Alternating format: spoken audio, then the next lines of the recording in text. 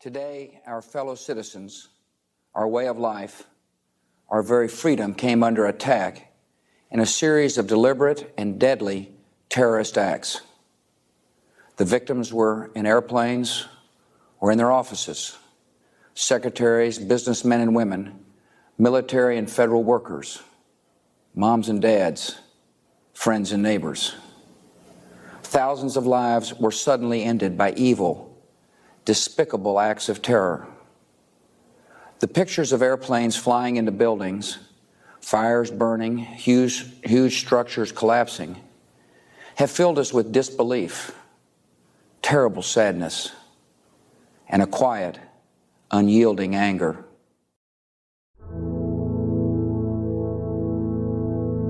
And on behalf of the American people, I thank the world for its outpouring of support. America will never forget the sounds of our national anthem playing at Buckingham Palace, on the streets of Paris, and at Berlin's Brandenburg Gate. We will not forget South Korean children gathering to pray outside our embassy in Seoul. Scarcely visible from cameras in downtown Kabul, Afghanistan's capital, but it involved a huge strike force, the United States and Britain firing 50 Tomahawk cruise missiles, 2 carriers sending 25 strike aircraft over Afghanistan, and another force of 15 heavy bombers coming from bases on land. The aircraft included several B-2 stealth bombers that flew non-stop from Missouri. Airfields and radar at nearly every major city were attacked, along with dozens of other targets. Conflict's most unusual twist, the U.S. also sent 2 C-17 cargo planes loaded with tons of food and medicine. These supplies were airdropped into remote parts of Afghanistan while bombs were falling elsewhere. There are to be more food drops in the days to come. As in previous conflicts, the U.S. is also dropping thousands of leaflets on cities and towns and is beaming radio broadcasts and giving us trying to explain at least a chance, an opportunity of transforming Afghanistan from a failed state reliant on terrorism and drugs to a state where its people, as I say, at least have the opportunity, the prospect of a better future. There is no single thing that is going to suddenly make it that threat disappear. Believes that this was a horrible and civilized series of actions against the civilized world has come together in this instant coalition retaliation and taken this campaign isolated strikes against terror to Afghanistan. Americans should not expect one battle, destroy the Taliban, but a lengthy to bring campaign, Osama bin Laden to justice, unlike any other but also to we have ever seen. campaign against terrorism. The evidence we have gathered all points to a collection of loosely affiliated terrorist organizations known as Al-Qaeda. The terrorist practice a fringe form of Islamic extremism that has been rejected by Muslim scholars. This group and its leader, a person named Osama bin Laden, are linked to many other organizations in different countries. Bin Laden may remain in Afghanistan, possibly in the Tor-Bor area. Also widely reported is the possibility and that tonight the United States of America makes the following demands in fact on the Taliban. Pakistan. That's what deliver to United States authorities all the leaders of Al-Qaeda. The probability, I guess I'd say, that he has left the country. Certainly it's a possibility. U.S. forces believe Osama bin Laden is hiding is Al-Qaeda's only remaining stronghold. Today it appeared to be crumbling as the role of U.S. Special Forces expanded. ABC's Dan Harris reports now from the front lines of Tora Bora. Detainees at Guantanamo Bay, what's wrong with formally applying the Geneva Convention to them? I have the questions about the detainees in Guantanamo Bay. I had a very interesting meeting this morning with my national security team. We're discussing all the Afghan soldiers legal ramifications of how we characterize. A couple of things we agree on. One, they will not be treated as prisoners of war. They're illegal combatants. Secondly, they will be treated humanely. And I'll figure out, I'll listen to all the enemy or legalisms and it is announce my decision when I make it. But we're in total agreement on how to, on whether or not they have their these place. Our drones are terrific. You know, you can shoot a drone down and you're not killing a guy. That's the point of the whole thing. And the drones are fast and they can do a lot of the grunt work that was done before by pilots. But weapons of mass destruction very seriously. Investigated dozens of biological I agents. remember the fact causing that he has diseases invaded such two as countries gas, before. gangrene, plague, typhus. For I know example, they for can a fact produce that he's anthrax poisoned and his own botulinum people. toxin. In fact, they can produce He doesn't enough believe dry in biological agent the worth of in each a single individual. month to kill thousands upon thousands He doesn't of believe people. in this hour, public Dry dissent. agent American of this and coalition forces are in the is early most stages of lethal military form for human operations beings. to disarm By Iraq, 1998, to free its people, UN and experts to agree defend the world from grave danger. On my orders, coalition forces have begun striking selected targets of military importance to undermine Saddam Hussein's ability to wage war. Rome, and in scores These of are other opening cities stages took to the streets of what to will be a protest broad against and concerted any U.S.-led campaign. invasion of Iraq. It More was than an 35 enormous countries display of are giving anti-war crucial and, in some cases, anti-American sentiment. We start tonight with Hillary Brown in London for one of the largest rallies at a fair trial, because he is responsible for all the massacres and the crimes in Iraq. Ammar al-Hakim is a Shiite, and of course the Shiite people suffered greatly under his regime. Quick review for those of you just joining us. Saddam Hussein was captured last night at just before 8:30 p.m. Iraqi time by Special Task Force 121, led by the 4th Infantry Division, and it was Wolverine Brigade Combat Team Number 1 that uncovered the hole in which he was hiding, disheveled, bearded. There were new clothes around, but he was quite bedraggled, and he chatted a lot as he came out of the hole without firing a shot. And now we presume he is being interrogated by his American captors, probably at the Baghdad some kind of a International departure or Airport arrivals in hall. He Baghdad. falls to the ground. You see a gun quite clearly come out of his hands. The person runs away, presumably trying to get away from the attacker. Busiest and then airport. you see the Three attacker suicide attackers lying carrying there out a for deadly several siege on moments. Tuesday night. The coordinated attack captured by airport So I climbed the stairs. I was getting pizza. When I heard the first bullets, I looked across and I saw the people running. And I realized it's an attack. I managed to kick in. I ran tragedy for the as United fast as I States. could In toward Spain that area today, that she was in, March which was the 11th, corner now of the has city. similar infamy. In Madrid this morning, more than 190 people were killed and more than 1,400 injured when 10 separate bombs ripped through commuter trains and railway platforms during rush hour. The scene was horrific. Bodies and body Reasonably parts clear everywhere. that there have been Spanish Prime Minister called a it series simply of terrorist mass attacks murder. Who was responsible? in London. There are obviously Two-thirds of Americans casualties, say it's not both worth people fighting. that have died and people seriously So injured. you don't care what the American people think? No, I think you cannot be blown off course by the did not oppose all wars, fluctuations in the public opinion. I was a polls. strong There supporter has, in fact, of the war in been fundamental Afghanistan. change and transformation. But I said I and could not improvement for the support a better. dumb That's war, huge accomplishment. a rash war in Iraq. I worried about a U.S. occupation of undetermined length at undetermined costs with undetermined consequences in the heart of the Muslim world. Yet I've always I acted pleaded with that the we best finish interests of the our fight country with in bin mind. Laden and Al I have Qaeda. followed my conscience. The political and winds done were what I blowing in a thought was different right. direction. The president was determined There's to legitimate go to debate war. about many of these And there was decisions. just one obstacle, the U.S. Congress. But there can be little debate about 9 the days results. after I spoke, that obstacle America was has removed. gone more than 7 Congress years rubber without stamped the another rush to terrorist war, attack giving on the our president the soil. broad and open-ended This is a authority he tribute to uses those who to this toil day. night and day to keep us safe. With that vote, Congress became co-author of a catastrophic Good war. evening, I'm Terry Moran. Fort Hood, home of heroes, is tonight quiet. It is the quiet of a community of soldiers and their families in shock and sorrow, the quiet of a crime scene, the quiet after a massacre, what is believed to be the deadliest mass shooting at a U.S. Army base ever. It happened early this afternoon. At least 12 people have been killed, many more wounded. Most of the casualties, soldiers, some of them preparing for deployment overseas. And they were targeted by one of their own, it appears. The suspect shooter, Major Nidal Malik Hassan, an Army psychiatrist. There were reports earlier that he had been killed during the rampage. To the American people and to the world. The United States has conducted an operation that killed Osama bin Laden, the leader of Al Qaeda, and a terrorist who's responsible for the murder of thousands of innocent men, women, and children. We had located bin Laden hiding within a compound deep inside Pakistan. Last week, I determined that we had enough intelligence to take action. and authorized an operation to get Osama bin Laden and bring him to justice.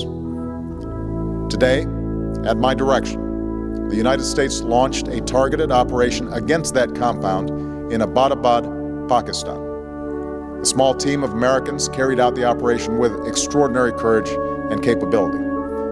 No Americans were harmed. They took care to avoid civilian casualties. After a firefight, they killed Osama bin Laden and took custody of his body. Folded today, signaling the end of one of the longest wars in our history. Secretary of Defense Leon Panetta accepted the colors in Baghdad as he formally closed America's nearly 9-year involvement in Iraq.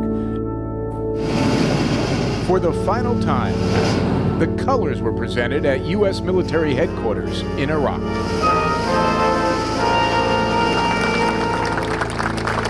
The ceremony marked the official end of mission. Defense Secretary Leon Panetta took stock of the treasure spent, more than $800 billion, and the blood spilled during the last 9 years. Today in particular, we remember the nearly 4,500 brave Americans who made the ultimate sacrifice for their country. Now the war is in the hands of the historians, who will weigh the toppling of a brutal dictator against a war fought over weapons of mass destruction that were never found. Joint Chiefs Chairman General Martin Dempsey, perhaps mindful of the war's unpopularity at home, offered his own view of a mission accomplished. The next time I come back, I'm going to have to be invited in. I'm going to have to be invited by the Iraqi government, and I kind of like that. With headquarters now closed, over the next several days, the last of the U.S. troops. It was a chaotic and terrifying scene. 20 gun-wielding attackers storming the American consulate in Benghazi overnight. Nearly a dozen Americans were inside, guarded only by Libyan security. For nearly 20 minutes, the Libyan guards exchanged fire with the attackers and hurled a firebomb inside. The militants burned down at least one building. Ambassador Stevens was either killed by smoke inhalation or, more likely, in a car trying to escape with 2 guards, which may have been hit by a mortar. The other U.S. embassies, U.S. military, all put on alert, bracing for a possible violent backlash. A top-secret report about to be revealed. Inside, how the CIA tortured prisoners. Let's get right to ABC's Chief Global Affairs correspondent, Martha Raddatz. And Martha, we're going to hear some very graphic detail about what happened, and in some cases, even when there was no information gleaned. That's right, David. It's why those diplomatic and military facilities around the globe are bracing for potential violence targeting Americans, because the report is that explosive. Despite the risk, the White House said today it supports the release of the report, described as extremely graphic, with shocking detail about waterboarding and other interrogation methods the CIA conducted during the dark days after 9/11. As one person familiar with the report said, it will sound bad. It is harsh. Torture sometimes continuing even after interrogators concluded there was no more information to gain. Waterboarding, the simulated drowning demonstrated here, was halted years ago. But the majority Senate Intelligence Committee findings conclude that the CIA misled the Bush administration about the methods and the results of the coercive interrogation conducted at so-called black sites outside of the U.S. The former president is standing by the CIA. These are patriots. And whatever the report says, if it diminishes their contributions to our country, it is way off base. The attack appears timed for maximum impact.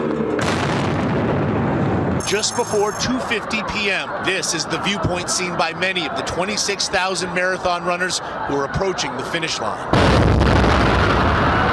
The first of the 2 explosions rocks the sidewalk along the course. White smoke blasting into the air, blowing metal barricades into the street, spewing shrapnel into crowds gathered. Blew the whistle on the National Security Agency and the expanding U.S. surveillance state. On Sunday, the Guardian newspaper revealed the source of its explosive series on the NSA to be a 29-year-old former CIA technical assistant named Edward Snowden. For the past 4 years, Snowden's been working at the NSA as an employee of various outside contractors, including Booz Allen Hamilton and Dell.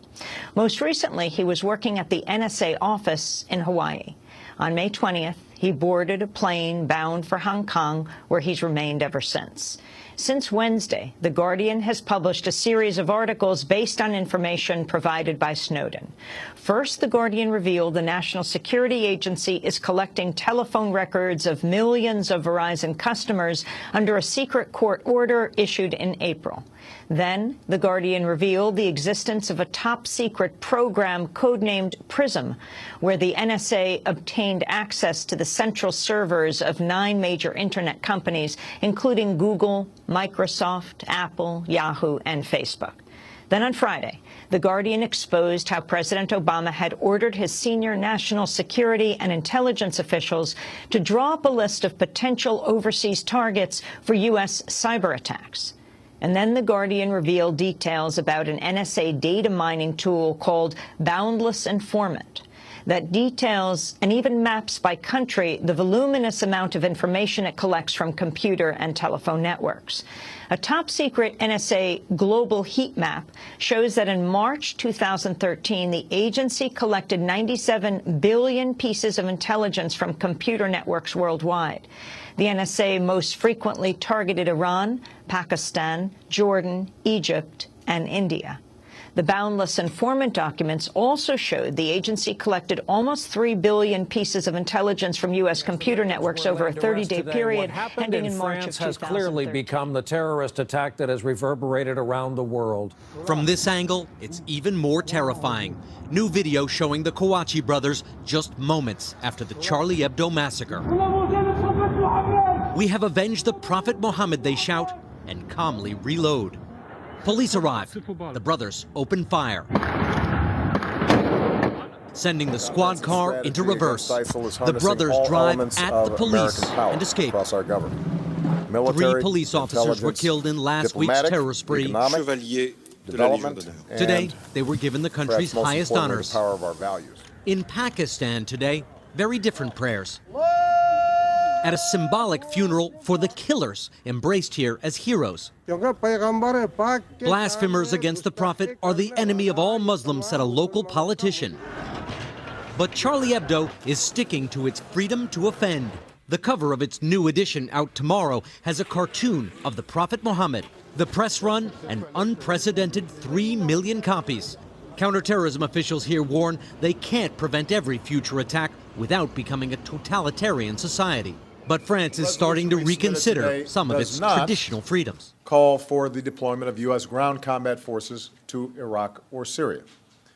It is not the authorization of another ground war, like Afghanistan or Iraq. The 2,600 American troops in Iraq today largely serve on bases. Obviously, and yes, they face the risks that come with service in any dangerous environment. Mistake, but they do not have a the war in mission. Iraq, we spent $2 trillion, thousands of lives. We don't even have it. Iran is taking over Iraq with the second largest oil reserves in the world. Obviously, it was a mistake. So George Bush made a mistake. We can make mistakes, but that one was a beauty. We should have never been in Iraq. We have destabilized the Middle East. But so you still think he should be impeached? I think it's my turn, isn't it? You do whatever you want. You call it whatever you want. I want to tell you, they lied. Okay. They said there were weapons of mass destruction. There were none, and they knew there were none. There were no weapons of mass destruction. Panic tonight on Barcelona's most famous pedestrian street. They were running from a van that plowed into crowds on the street. Police responded quickly. 35 people are now reported to have been killed in that militant attack on a crowded mosque in Egypt. The Egyptian president is holding an emergency security meeting. The assault happened in the northern Sinai region when armed men stormed the building and detonated a bomb during Friday prayers. It's the deadliest attack in the 3-year insurgency. There is a major change in U.S. military strategy. Today, more than 16 years after the 9/11 attacks, Defense Secretary Jim Mattis said terrorism is no longer the #1 priority. David Martin has more on what is. These mock ships, the size of American destroyers, are laid out in China's missile impact test range on the edge of the Gobi Desert. They are the mirror image of the U.S. Navy base in Yokosuka, Japan, headquarters of the 7th Fleet. You can see an impact crater next to one of the mock ships, close enough to have destroyed all three. Pentagon officials cite this analysis by a U.S. Navy officer assigned to a Washington think tank as one of many reasons China and Russia have replaced terrorism as the primary focus of the new national defense strategy. Maintaining a military advantage over China and Russia is now Defense Secretary Mattis's top priority. Today, the Taliban welcomed an announcement by President Trump that all U.S. troops should leave Afghanistan by the end of the year. But there are questions about how that announcement was received by the U.S. military and by U.S. and Afghan negotiators who are in peace talks right now. And Nick Schifrin joins me to explain. So, Nick, what exactly did the president and his national security advisor have to say about this? 3 times, Judy, in the last 24 hours, the White House indicated it wanted to accelerate the withdrawal from Afghanistan. First time was yesterday afternoon. National Security Advisor Robert O'Brien visiting Las Vegas. Nevada is a swing state. And for the first time, he said a specific timetable to reduce the troops. The Trump administration announced it would withdraw 2,000 troops from Afghanistan by mid-January. Critics say the decision risks putting peace and progress in the country in danger. MTS Tayyab has the story. The scarred streets of Kabul are shattered yet again by rocket fire, forcing a group of schoolgirls to run for their lives after the capital's heavily fortified diplomatic area was targeted. Few here were spared in the attack claimed by a regional branch of ISIS, including this woman's grandson. She asked, "What was the crime of this innocent child? He was just eating breakfast at home. Why do we get killed? We aren't the government." The assault happened just hours before a meeting between Secretary of State Mike Pompeo and Taliban negotiators in Qatar. It follows the outgoing Trump administration's announcement it plans to withdraw 2,000 troops from Afghanistan by mid-January. Raising concerns about the President George W. Bush informed our nation that the United States military had begun strikes on terrorist training camps in Afghanistan. It was just weeks after the terrorist attack on our nation that killed 2,977 innocent souls, that turned Lower Manhattan into a disaster area, destroyed parts of the Pentagon, and made hallowed ground of a field in Shanksville, Pennsylvania, and sparked an American promise that we would never forget. We went to Afghanistan in 2001 to root out al-Qaeda, to prevent future terrorist attacks against the United States planned from Afghanistan.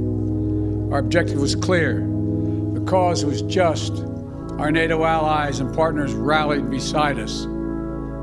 And I supported that military action along with overwhelming majority of the members of Congress. More than 7 years later, in 2008, weeks before we swore the oath of office, President Obama and I were about to swear, President Obama asked me to travel to Afghanistan and report back on the state of the war in Afghanistan. I flew to Afghanistan to the Kunar Valley, a rugged mountainous region on the border with Pakistan. What I saw in that trip reinforced my conviction that only the Afghans have the right and responsibility to lead their country, and that more and endless American military force could not create or sustain a durable Afghan government. I believed that our presence in Afghanistan should be focused on the reason we went in the first place, to ensure Afghanistan would not be used as a base from which to attack our homeland again. War in Afghanistan. We did that. The longest war in American objective. We completed one of the biggest airlifts in history, with more than 120,000 people evacuated to safety. That number is more than double the largest non-combatant airlift in American history. I'm here to announce the completion of our withdrawal from Afghanistan and the end of the military mission. 123,000 people flown out of the now Taliban-controlled country. The Taliban firing. The extraordinary success of this mission was due to the incredible skill, bravely and selfless courage of the United States military and our diplomats and intelligence professionals. The final plane with the last remaining U.S. troops on board left. The longest war, It's America's been 2 longest decades war of military is deployment. over, Michael. This is 2,461 Americans in killed. history, even though we knew it was coming. 1,144 What has NATO happened allies is killed. that military forces have More beaten than the president's 48,000 designated Afghans deadline. killed. 300,000 Afghan soldiers trained only to collapse when confronted.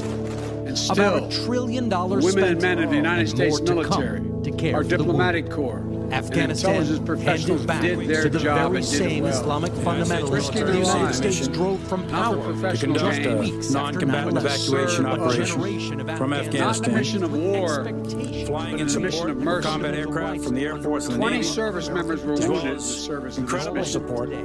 13 heroes gave their lives. Hoping to etch their I was just at Dover Air Force Base for the dignified transfer. We owe them and their families a debt of gratitude we can never repay, but we should never, ever, ever forget. These American service members who gave their lives, it's an overused word, but it's totally appropriate here, were heroes. Heroes who've been engaged in a dangerous, selfless mission to save the lives of others. They're a part of an airlift, an evacuation effort unlike any seen in history. They're a part of the bravest, most capable, the most selfless military on the face of the earth. And they're part of simply what I call the backbone of America. They're the spine of America. The best the country has to offer.